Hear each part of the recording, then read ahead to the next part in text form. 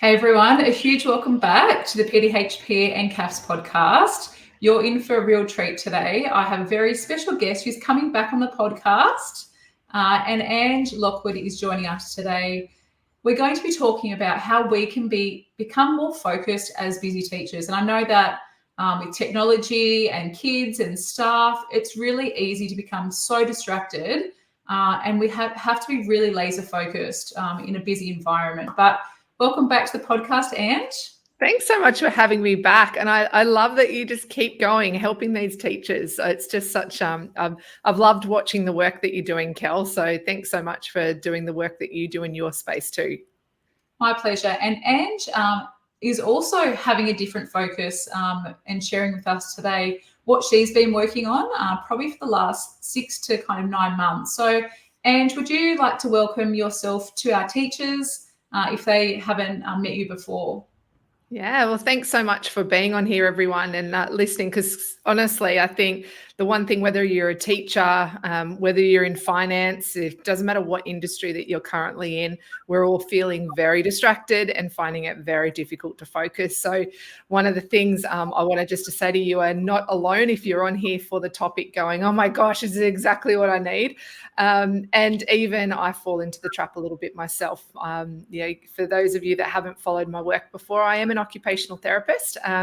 And I was an occupational therapist that worked in schools for nearly 20 years. So teachers I care for very deeply because I had so many open their classrooms to me. But also I had the privilege of being able to have those chats with teachers that often we wouldn't share with others, even just colleagues or our management. The conversations I had with teachers working in their classroom, supporting them, the conversations that we might have, with ourselves about, hey, I'm struggling, what do I do? So I was very fortunate to be open to a lot of the real challenges that teachers were having.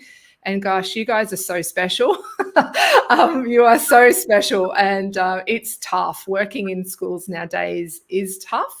It's constantly changing. And that's why the work you're doing, Cal, around teacher wellbeing and supporting teachers, making teachers' lives that little bit easier is important. And I guess for me too, being a pediatric occupational therapist background, I also care deeply about the kids. So when you're at your best, when you're feeling great, when you're doing your best work, then the kids are getting the very best of you. So I'm a little bit selfish in both camps, Kel. I should have really said before, Ange is one of my favourite people to talk to. We could talk for hours. Your deep care of kids, and also I think education, not just from a physical kind of traditional setting, but educating people on how they can become better and just to work more practical. And I know that the work of teachers is very relentless. And I also feel privileged that I get to have conversations with many of our teachers in our community, in our memberships. And, teachers even privately messaging me saying, Kel, I'm really struggling. I've got no one to go to. My head teacher doesn't understand. They don't get it. So I completely get those conversations that you've had as an OT in schools for so long. So, Ange, talk to us about how you've shifted into what you're doing now. And look, my teachers love practical strategies. So I'm sure this chat will kind of take us in a few different directions. But if you could talk to what you're doing now to really focus on people's focus, I suppose. I know, it's so interesting. I want to help people focus on what they want to focus on. It's really interesting. I often get asked about what my business journey was and what my backstory is, but in the most simplest form, yes, I have been working as an occupational therapist and support person in educational settings, so childcare and primary schools predominantly for 20 years. But alongside that, I've also been working in corporates with business owners and in lots of different government agencies in helping people find focus. And a lot of people, and I know the teachers are going to get this, a lot of people go, how come one day you can be in a school and then the next day you're on stage in front of, hundreds of corporate people? I don't get it. How can you be in both industries? And for me, it makes total sense because really what I'm sharing with kids is we're seeing a lot of kids that are finding it difficult to focus. They're finding it difficult to regulate their emotions. They're finding it difficult to stay, I guess, in a sense, being calm in what can be very overwhelming situations in schools. And even if when I say all that, hopefully you can hear that's exactly what we feel in workplaces. That what I hear from whether or not you're a manager, a CEO, a business owner, is that our lives can be quite overwhelming. Things are constantly changing, and it's really difficult to regulate our emotions and stay calm and stay focused and do the things that's really important for us when we've got so much going on. So interestingly, Cal, I speak about the same things, just with different age groups. And for teachers, you get that, right? That you see kids. And when I do a lot of work with teachers around, just supporting them with their emotional well-being as well, they start to see the kids differently and they start to see themselves differently. And even if I flip that and I'm there helping them with a particular child who might be having difficulty in their class, often I see light bulbs come on for the teachers and they go, I should actually take that strategy on board. And I look at them and I go, yes, you should. And so what we do is we have this beautiful dialogue and relationship around not only are we supporting the kids, but they're also supporting their own well-being. Just very fortunate to be able to do that. Yeah. So, I mean, you've alluded to it. We know it. Teachers are leaving the classroom in droves. I am a complete statistic that I think looking back, it was nearly 4 years ago in July that I had so many things that were going on. COVID was a catalyst to everything. I was being pulled and pushed in multiple different directions. And if teachers who are listening haven't heard my story before, worked in Sydney, then kind of came up to the coast, was then presented with an opportunity, which I thought would be amazing, life-changing and career-changing. But it definitely took and shook me up, and I still have issues surrounding that, I think. But I think when I think about the core issue was that I was being pulled in so many different directions. And I know teachers who are in our memberships who listen to the podcast are feeling like that. And it just keeps building and building and building. And they're like, I don't know how to kind of rein it all in. So I think focus is something that I think our teachers would benefit from. So, can you kind of give us a bit of a 101? What impact would focus have on us as busy teachers? Oh gosh, teachers are pulled in so many directions. There's a lot of bodies that you spend your time with as well, right? And it's not just the kids, it's your co-workers, it's parents. There's a lot of expectations around paperwork and data and, not just the teaching. And I would guarantee you most teachers went in the profession not to do data-driven work. Yes, have data-informed work, but not data-driven work. And look, and I think I want to just go back a little bit too, that I think for teachers aren't a unique, they're not in a unique situation, but they're in a very pressured situation. What I mean by that is when it comes to focus, every industry is experiencing the pressure of change, the pressure of the speed of change, this pressure of external expectations. And change is actually what I mostly get asked to speak to people about, is in the face of this relentless change, how do we stay focused on what's really important? And for teachers, it's changing not like every couple of months. It's something different every single day. And for some people, they can thrive on that. They welcome the change. But when a lot of the change is external to them, okay, I'll just slow it down here a little bit. When change is unpredictable and it's external to you, then what happens is we're sort of left to pick up the pieces. It's like all of our actions are constantly reactive. And what people are wanting is to go, hey, stop all this stuff coming at my way and just let me stop and pause for a minute and make sense of it all. And I think what we're seeing, well, not what I think, what we're seeing is traditionally we were just relied on willpower to manage that. We really relied on our cognitive ability to be able to go, my willpower and my cognition will stop that from happening. But now society is set up in a way that that's exhausting, that because we've got distractions constantly bombarding us. And it's not just through our phones or devices, that's just exponentially increased it. But there's different expectations now, particularly for teachers. If they were in the profession 10, 20 years ago, what I see often is the change has been too much. Yeah. The change within the industry has actually made what they came into the industry for totally different now. I came in for this reason, but all those changes that have happened have now resulted in me doing something completely different, and that's not what I was here for. So I think, Kel, that was a very long-winded way of saying that, that it's not a unique situation teachers are in. However, it's a very real situation that teachers are in, and the rate of change and expectation has increased the pressure on teachers, and relying on past habits and just trying to be strong and getting through it, it just won't work anymore because we don't have the ability to do it. Yeah. And look, we've kind of opened up a whole can of worms with me personally. Like, I'm thinking, 4 years ago it was so raw, but even now for teachers, I've, even the holidays, I've had young teachers message me and say, I don't know if I can keep going. I don't know if I can stay in this profession anymore. And that absolutely, like, hand on heart, breaks my heart to think that these beautiful teachers came into the profession with all the energy and the commitment and the dedication and the passion for teaching, for making an impact on kids. And now their whole world is turned upside down because it's not what they expect it to be. And I think universities are very behind. Like, they're thrown in the deep end massively with all these expectations and people coming at them. And like you said, parents and principals and deputies, they've got all those expectations from the top as well.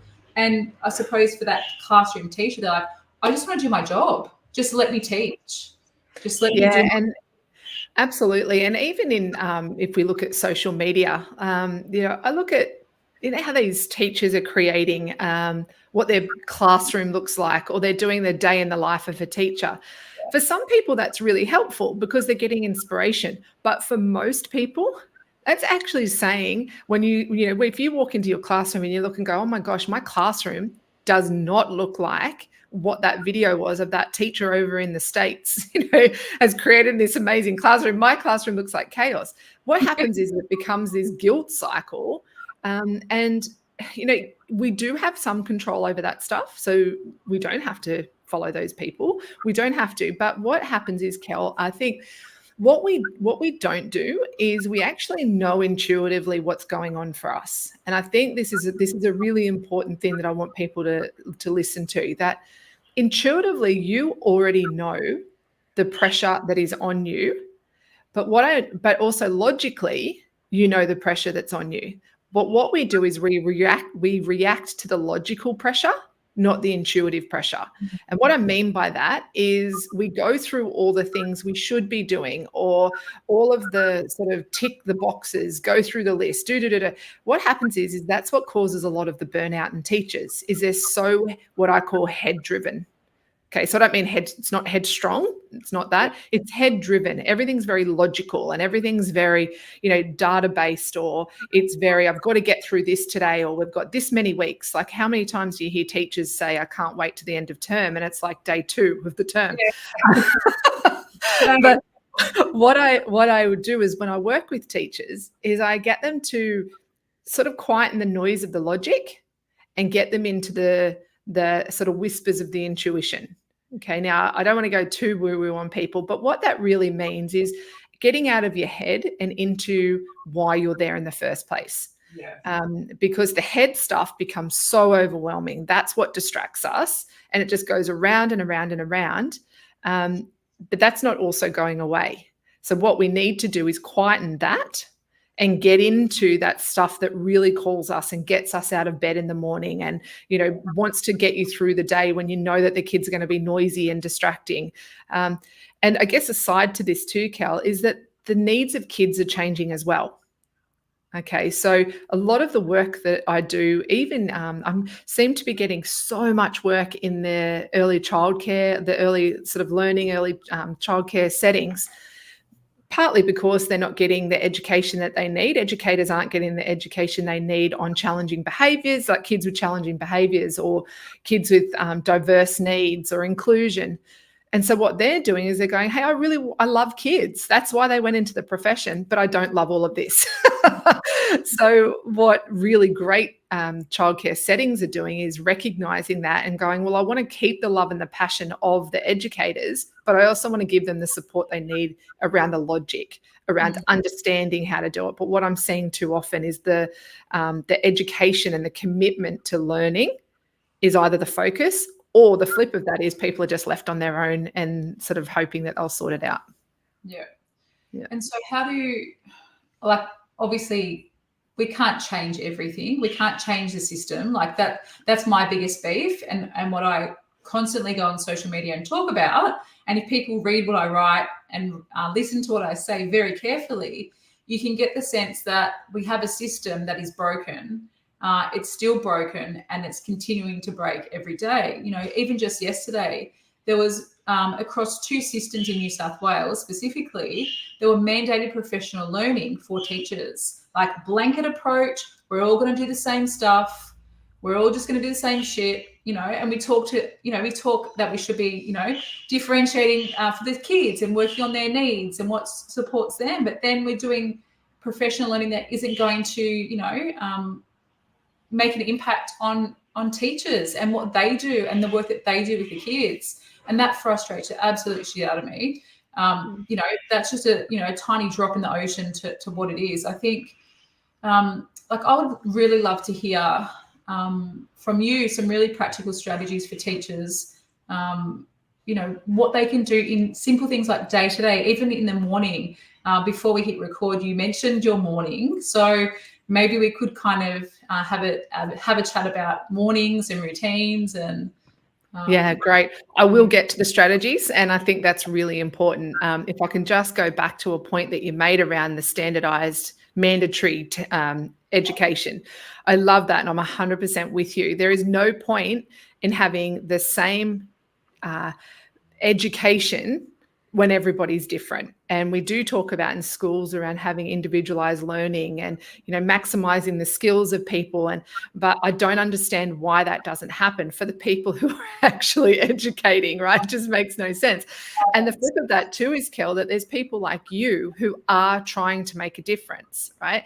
And I often say this to people, I don't watch the news because I often think, well, I am not prepared to go and do something about that. Yeah. So why do I invite it into my life? And that's a whole nother conversation. Yeah. But there's a lot of teachers who are complaining or, you know, feeling stuck or wanting help, but aren't stepping out to do something about it. And I think that's where people like yourself, and there's a lot of advocates in this space of education who are trying to make a difference for teachers and try to create that systemic change. Now, on an individual level, there are really simple things that teachers can do, because I want teachers to stay in the profession too, because our kids need you. And like I said at the beginning, our kids need the best version of you, not the tired, cranky. You know, I'm just about to, Kel, roll out with a school, primary school, which I cannot. I'm so excited. It's going to be one of my best pieces of work. I just can't wait. A whole school-wide wellbeing initiative. And it is covering all the different aspects of health. I've designed it specifically for that school based on their needs and based on data that they've gathered. But what I love is we've created this program that's all about the kids, the teachers, and the parents. So it's a program where we're going, well, if we're going to talk about wellbeing for kids, hey, teachers, you need to get on board here too. And also, if we're going to be teaching kids these themes, then the parents need to know as well. Yeah. So that's one of those examples of what you're talking about around individualized programs. These pull-off-the-shelf programs don't work anymore, okay? So in terms of strategies on an individual level for teachers, okay, always, when you think about how your day runs, it is usually a reactive day, isn't it? Yeah. I even know I used to go in, I always laughed. I had my little plan of how I was going to do the day, and it was all perfectly set out. I'm such a systems person. The minute I walked in the door, a child would run up to me crying, not wanting to go into school, and then the whole day just unravels. Yeah, right. But the reality is that's teachers every day, that your days are often reactive. Okay. And what I mean by that, it's not necessarily a negative thing, but things are happening that you need to respond to. Okay. You can't predict your day. So for teachers, what I like really encourage is to manage the things that you can predict. I knew Okay. that you were just about to say this, like, control Simple, right? yeah. So there's so many things you can't control, so many Yeah. things, and you need to be ready for those things because that is the nature of your work. Yeah. Okay. But there are a lot of things in your day that you can predict and you can control. Again, very different for everyone. One of the things, and you sort of touched on it, was something that I learnt, and this is a whole sort of bigger conversation about my energy flow and understanding how my brain works. But I wake up at 4:30 in the morning.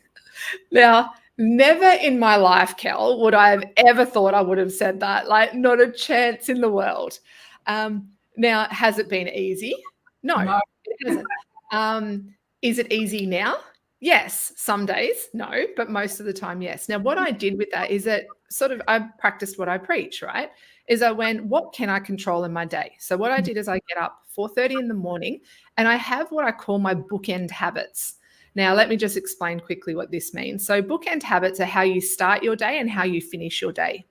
And for teachers, this is so important. And the reason why I'm saying for teachers is because your energy in the morning and at the end of the day will determine a couple of things. It'll determine how your day unfolds, how much energy you have through the day, but also how good a quality sleep you have. Okay. And they both work really hand in hand. But what I do in the morning is I do have a couple of really simple things that I do. So I do hit snooze once, maybe twice every now and again. But the reason I hit snooze is it's a 9-minute snooze, right? So I wake up, hit it. During that 9 minutes is I practice some breathing. I just lay there and I do some nice breaths. I just picture, I chill. I start my morning slow. Okay. Now that's 9 minutes. I'm not asking you to do an hour and a half meditation. I'm asking you just to do like a 9-minute or however long your phone is, or alarm clock. So I do my deep breathing. I picture what I want for the day. So again, it's a visualization, another tool that's really powerful for your brain. And then what I do is the minute I roll out of that snooze button goes off, I sort of roll out of bed, literally sit on the side, and I have a big glass of water next to my bed. Reason for that is I immediately hydrate. So my body just hydrates and it's there. It's like a pattern. It's not something that I go, do I feel like drinking water this morning? It's like that glass is there, down you go. I also have a journal that I do. So one of the game-changing things for me, now some people are probably like, are you serious? I'm going to tell you how long this takes in a minute. So my journaling habit, and again, this is something that you have to test and try for yourself. I used to journal at the end of every day.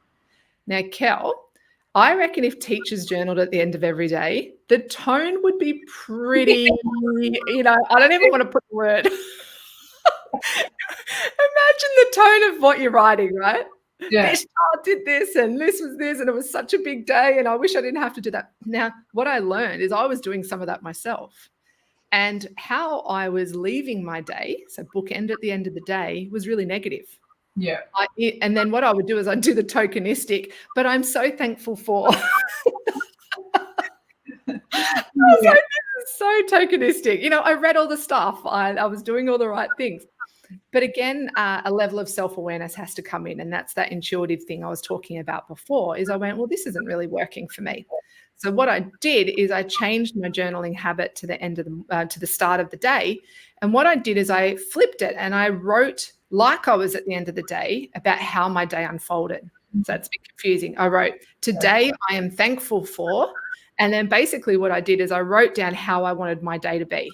Yeah. So today it was so great when, now none of this has happened yet. Okay. The power in that, Kel, was that it almost was like, well, actually, I know why this happens, but consciously, oh my gosh, I just got all messed up then. It was like you crafted your day for you. Your brain knew that was what was going to happen. And most of the time, my day unfolds like that. Now, some things will pop up, some things won't work. So the habit of deep breathing, okay, big drink of water, visualizing the day, and then writing down how my day will unfold all takes me about 15 minutes. Okay. So That's you think manageable.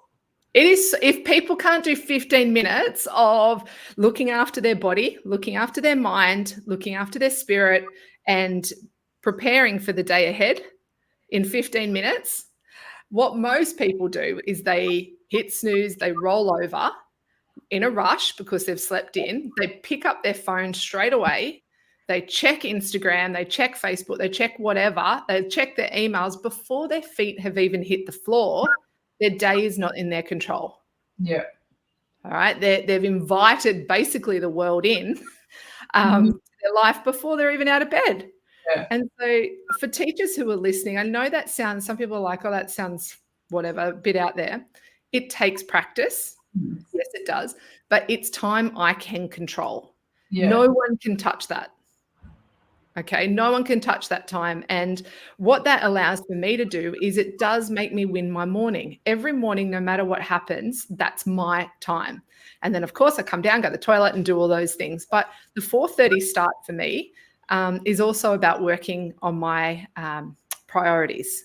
So if you've got something that really needs to be done, okay, and it's for teachers, that's so many things, I'm sure. But if you can choose one big thing, really thing that's just been grating on you that you have to do, and you do that at 5 o'clock in the morning or whenever that works for you, that one big thing first, what happens is you again have controlled when you're going to do that, how you're going to do that before you even get to work.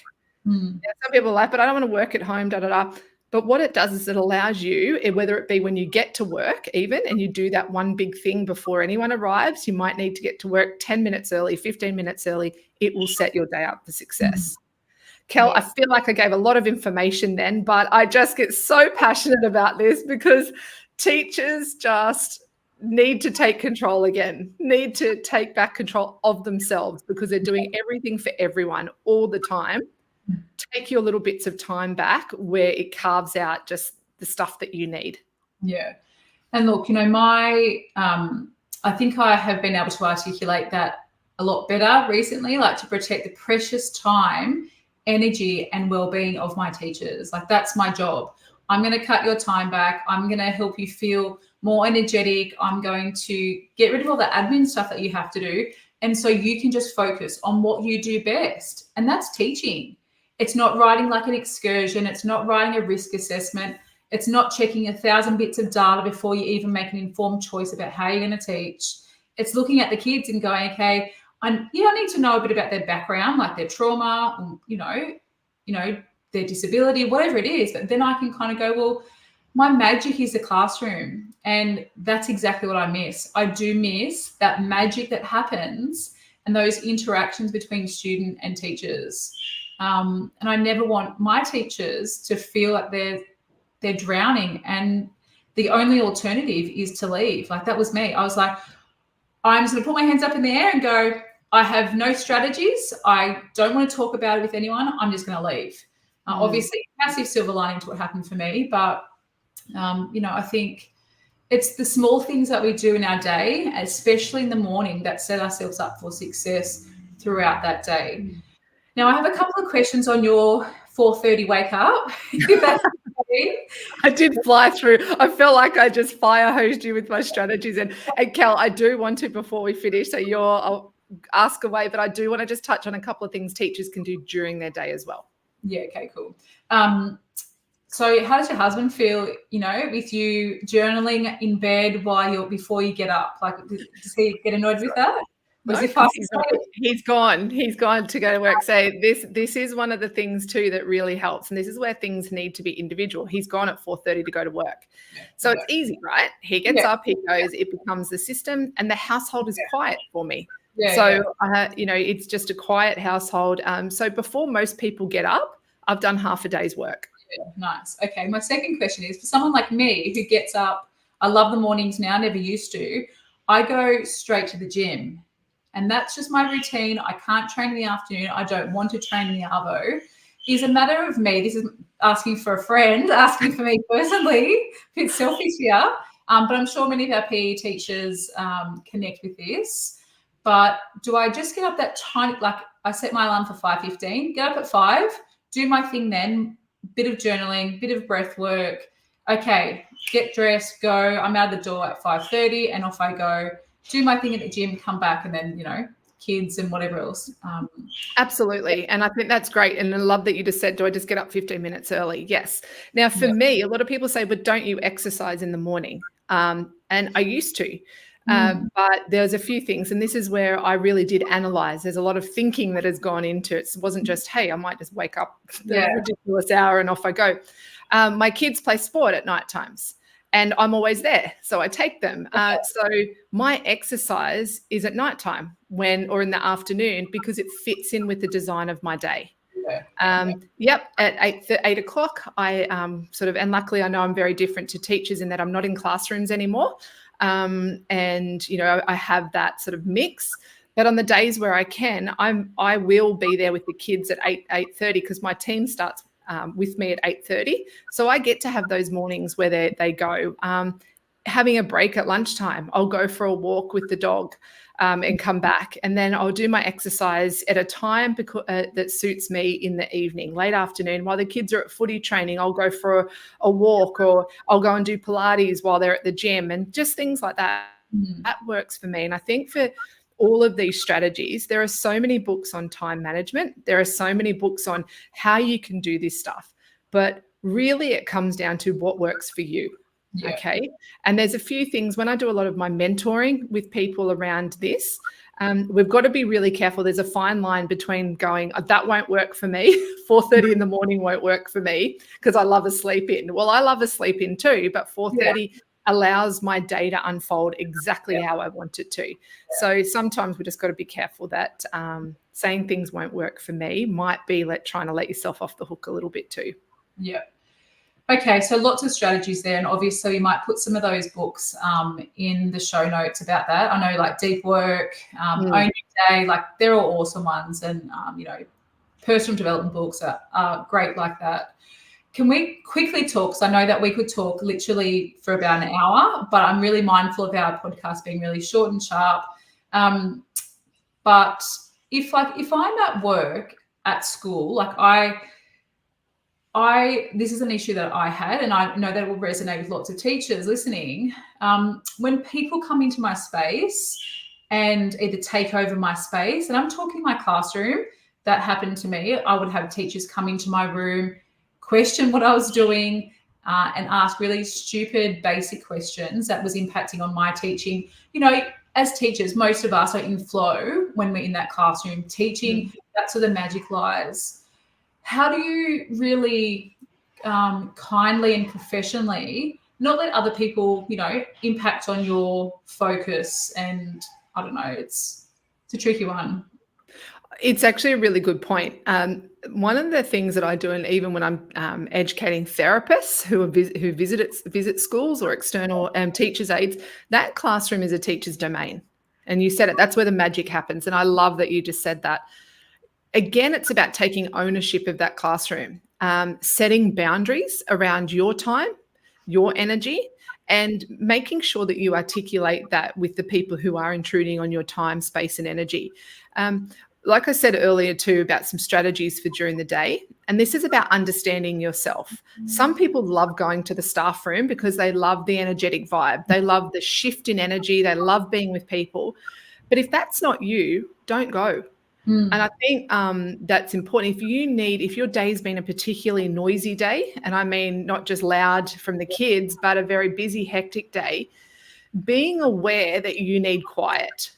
Okay. Now, and again, it's a fine line between going, are you not wanting to go in the staff room because it's a bit annoying, or are you actually needing time for quiet and making sure that you are taking control of those times for you as well. Now, it doesn't mean, of course, you've got to go to staff meetings and things like that. But if at the end of the day is your precious time and you don't want to be, your brain might be tired, it might be not your peak attention phase, then don't set up parent interviews. Okay, do that first thing in the morning where you're a bit more alert, where you're a bit more. So it really is, Kel, teachers understanding how their energy flows and what they can control. Because I see, again, I'm going to go right back to what we talked about at the beginning. Reactivity is exhausting. Okay. It's exhausting on your body. It's exhausting on your mind. So if you can take a step back from the reactivity and go, what are my controllables in here? Your controllables are your classroom. Okay. That's your space. Okay. So what systems can you set up that allows you to stay in control of that? And then the other side is your time is also something you can control. So it might be, like I said, your lunch breaks, afternoon, in the morning. If you need to do some deep work, carving out time to do that. Okay. If you're working with others around lesson planning, okay, it might be in your stage, your lesson planning, and you find it really distracting to be in a certain place, then voice it and say, look, do you mind if we go here? Because that's going to allow me to be able to focus better. But this all comes from a self-awareness, Kel, is doing the hard work to reflect on you. Honestly, hands down, like I wish I had so many more strategies at the time. You know, I probably wouldn't have ended up leaving if I had strategies, you know, in my toolkit to, you know, prevent me from, you know, my energy. I know something simple. I was a relieving head teacher and our principal said to me, I want everyone to be at their desks. I don't want you to go into your classroom anymore. I want you to be present in the faculty. And I was like, you're kidding yourself, because all those dickheads are distracting. Like, they would ask me hundreds of questions in the space of an hour. So I'm like, all right, I had an hour of preparation. I'm a high school teacher. I got nothing done because all these other clowns couldn't think for themselves, couldn't use their professionalism. And the boss enabled them. Like, that was part of the issue. Like, and I know this stuff still happens in schools. And I think simple things like putting your AirPods in, putting a sign on your chair to say, you know, something a bit nerdy like deep work or don't distract me, or physically removing yourself from the staff room. If you feel that you need that quiet time, going to a library, going to, you know, a really dingy kind of storeroom, somewhere where no one can find you, is sometimes a self-protection strategy that you might need to implement to get your best work done.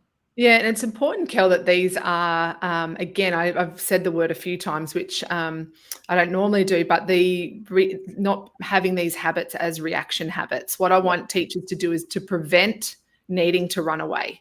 Okay. And I don't mean running away in that you're leaving something because you're too stressed, but I mean literally needing to run to the shop because you need quiet, like, you know, or running home because it was too much. What I want teachers to do is to stop right now, if you're listening to this, and think, okay, how could I redesign my day so that I take back the control?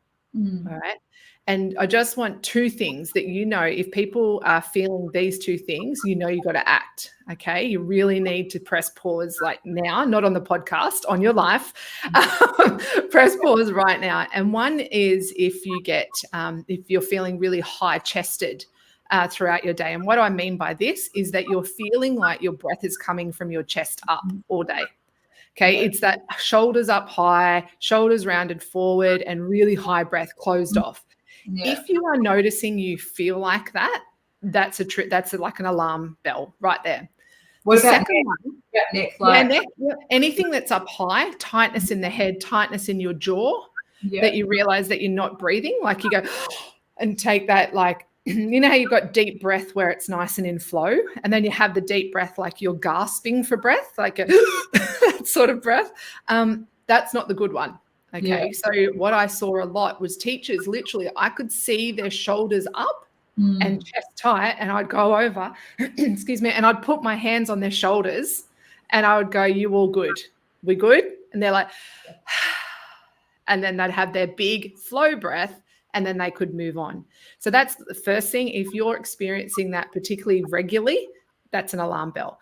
The second one is if you're getting in the car at the end of the day and the silence of your car, the noise of your car is almost deafening. Okay. So you get in the car, you know, that where you just go, and the car feels so quiet. That's also an alarm bell. Okay. Because what that is the noise of the day has gotten too much, that you need everything to stop. And what we know in life is things don't stop for us. Okay. So you know this really quickly. I know, I feel like I could talk forever on this topic. I feel so passionate about it. Yeah, But so good.